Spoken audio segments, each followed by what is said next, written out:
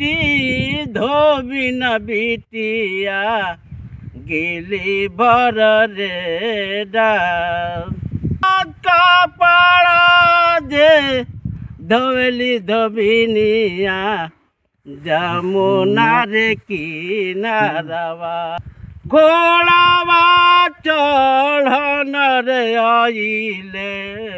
राजा जी के छोकरवा घोड़ा बिलमावे रामा जमुना रे किनारवा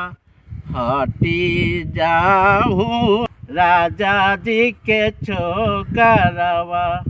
परियों में जय है रामा रेहिया के चीटी किया।